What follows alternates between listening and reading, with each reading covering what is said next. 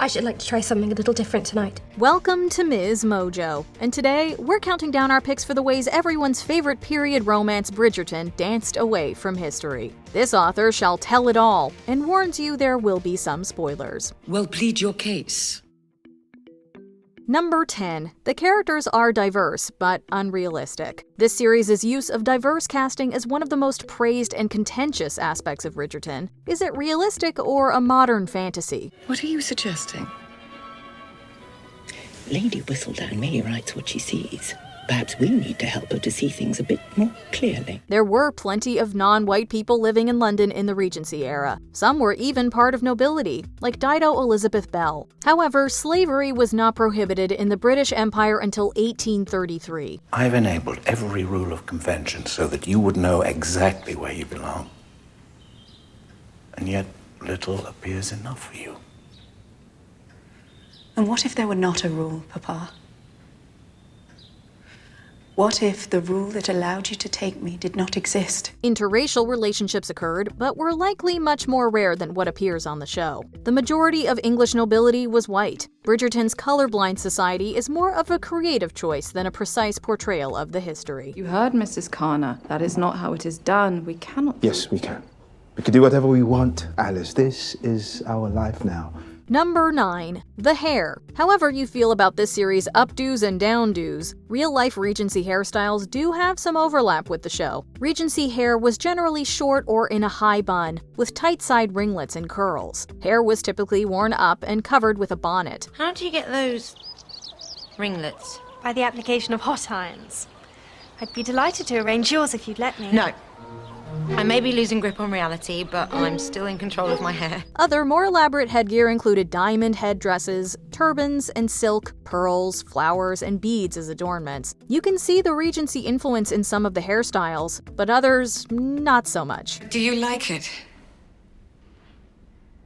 If you should have something to say, Mama, please say it. Daphne's hair being down in public especially would have been quite scandalous. The stylish do's on Bridgerton are more of a creative spin on the era, along with other influences, including Audrey Hepburn and Beyoncé. It's beautiful.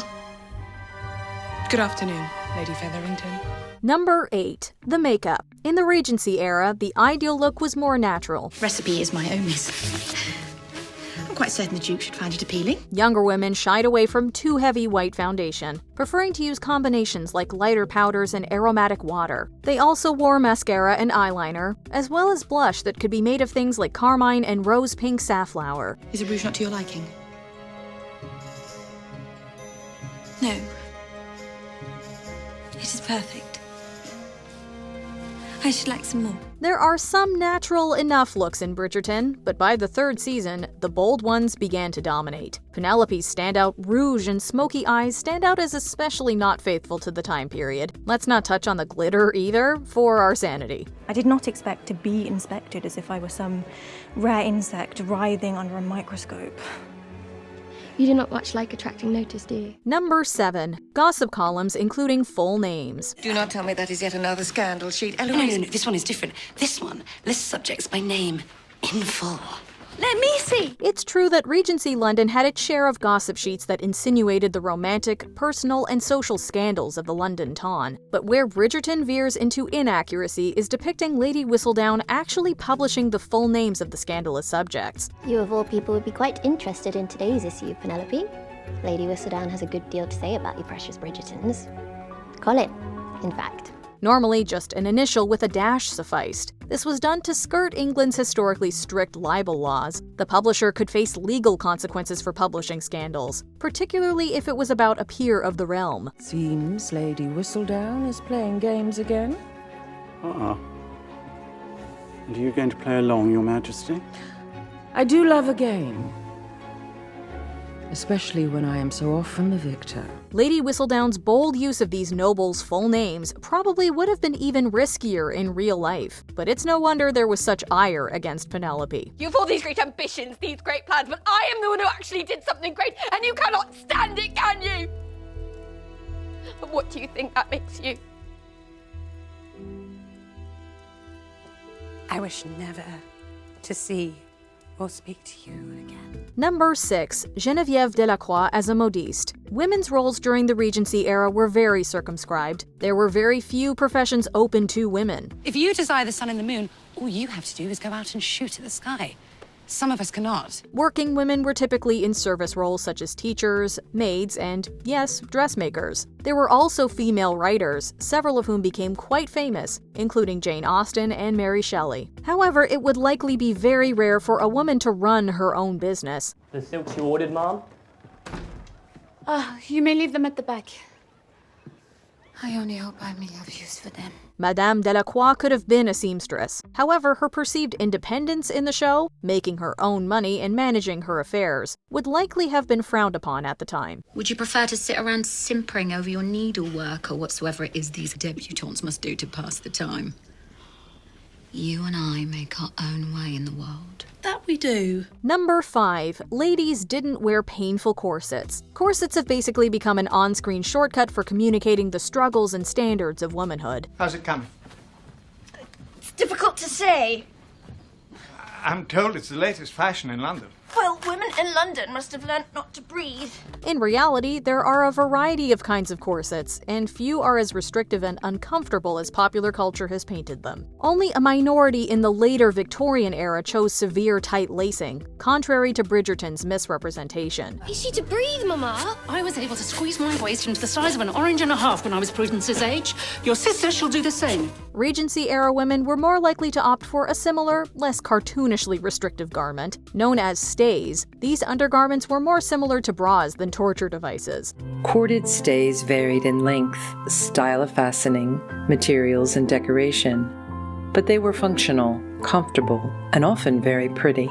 Stays resembled more of a waistcoat and shaped the bust more, but were less restrictive than even regular corsets. They were easily worn with the popular high empire waistline and flowing skirts. The bodice has tapes sewn on the inside of the waist, which are tied inside the gown to hold the waistline firm. The bodice is then closed by means of a drawstring at the neck and a hook and eye at the waist. Number 4. The costumes were not that extravagant. Your dresses have arrived. This one is quite ravishing. Mary Edgecombe wore a similar shade last season. And secured 3 offers the very next day. Much ink has been spilled regarding the historical accuracy, or lack thereof, of the Bridgerton costumes. Costume designer Ellen Marojnik purposefully played with elements of Regency fashion, embellishing some with modern adornments and ignoring others. We've made it more luxurious and more sumptuous, and we've introduced a modern color palette, but really trying to stick to the basic foundation. The general silhouette of high empire waistlines is accurate, especially with Daphne's costumes in the first season. The contemporary glitter, however, is a different story. Even some of the colors of clothing are shades that would not have been used in the period. Callers, Mum. The Earl of Stafford and the Marquis of Finley. You would? Well, you should have my colourful fashions to thank. The menswear is more faithful to the Regency silhouette and appropriately luxurious. Number 3. Regency royalty differences. Is there any fruit to show for all of my efforts on your behalf? As the eldest, have you been of any assistance to the crown in this manner? King George and Queen Charlotte were real-life monarchs. That much is true. However, the nature of King George's illness and the Queen's reign were different in real life. What are they doing? Stop! Leave! Leave me! Leave me! Lottie. Nowadays, scholars believe George III may have suffered from bipolar disorder or porphyria, a type of rare blood disease. When his illness intensified in the early 1800s, his son George IV became regent. Queen Charlotte was not the reigning monarch. Fun fact, that's why the period is called the Regency Era. One thing that Bridgerton did get right, though, was the couple being reportedly happy together before his decline in health. You did not go over the wall.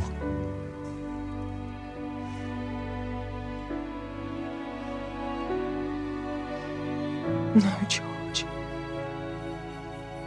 I did not go over the wall. Number 2. Marina wouldn't have been able to keep her child. Marina's secret pregnancy would have been indeed scandalous during this era. For the most part, this season 1 storyline is treated with the gravitas it would have had. You cannot hide me away forever. No, I cannot. Which is why you are to re-enter society at once and find yourself a husband. I do not want What to. you want became immaterial long ago. You shall wed, and you shall do it as soon as possible. It even shows Marina's period-appropriate attempts to end her pregnancy with a T. However, it was probably more likely that Marina would have carried the baby to term, given birth in the countryside, and given the baby to a family or a charity orphanage. I will not stand silently by while you cut a sham with this miserable prospect you've cooked up in your head. I have a man who loves me. Oh, is that so? Well, where is he then? Why is he not here, tending to you? Because he's fighting in Spain for king and country. Is he aware of your condition? He is. I have written to him beautiful love letters. And has he written back to you? Ever since informing him? Perhaps Marina's love for her beau prevented her from this course, but without a marriage to shield her, there was little else she could have done otherwise. Bridgerton just had to make it dramatic with her relationship with Colin. I had no choice. I needed to wed, and you were the only man who offered me even a glimpse of happiness. So I should feel flattered then. Consider myself lucky that you chose me, lied to me, tried to trick me into a fraud of a marriage. Before we continue, be sure to subscribe to our channel and ring the bell to get notified about our latest videos. You have the option to be notified for occasional videos or all of them. If you're on your phone, make sure you go into your settings and switch on notifications. Number 1. Simon would have wanted children. It is furthest from my intentions to offend you, but surely you can understand that family must come before all else. What was the most important duty of a nobleman? The answer would have been clear to the Georgians. Pass on your wealth and title to your heir. I will never marry. I will never sire an heir. The Hastings line will die with me. Simon's determination not to continue his lineage to spite his cruel father would have made more sense as a young, brash teen. But as an adult, Simon would likely have realized that if the line stopped with him, his wealth and assets would have passed down to the nearest relative, perhaps even on his cruel father's side. Not to mention, it would have been regarded as foolish for a duke not to have his child inherit the land. Either way, it's a bit too much of a stretch for the sake of a plot twist. I told you I cannot give you children. Cannot and will not are two entirely different things. You chose this for yourself. Are there historical inaccuracies in Bridgerton you can't look past? Let us know in the comments down below. Just because something is not perfect does not make it any less worthy of love.